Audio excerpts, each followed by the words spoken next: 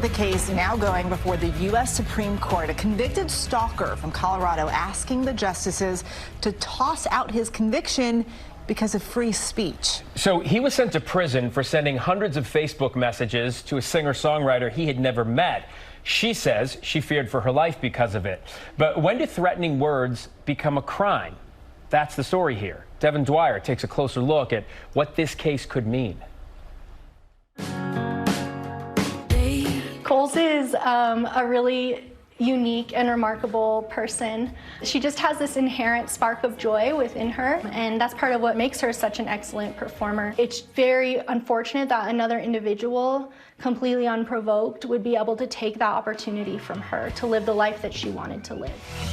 Thank you so much.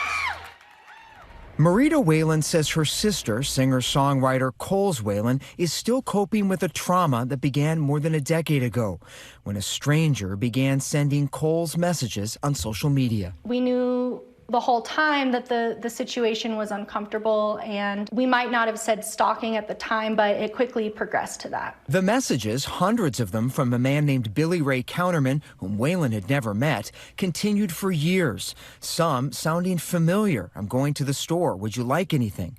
Others unsettling. I'm currently unsupervised. I know it freaks me out too, but the possibilities are endless. And the alarming.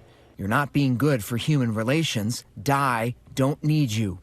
It had a significant impact on her. That lightheartedness that she used to always carry, it really got dampened, and she became much more protective and afraid. Coles Whalen was so afraid, her sister says, she got a permit to carry a gun, hired a bodyguard for some concerts, and eventually stopped performing in public because of her fear. In 2016, authorities arrested and charged Counterman with stalking serious emotional distress. A jury later convicted him, and a judge imposed a sentence of 4.5 years behind bars. We have a lot of heated speech online. And the First Amendment does not allow the government to make that a crime. The First Amendment protects most speech, but not libel, obscenity, or what the Supreme Court has called true threats. Those can result in prosecution. As the justices take up Counterman's appeal, they're set to clarify when a threat becomes a crime. The question here is whether you have to prove intent before you can put someone in prison for making a true threat.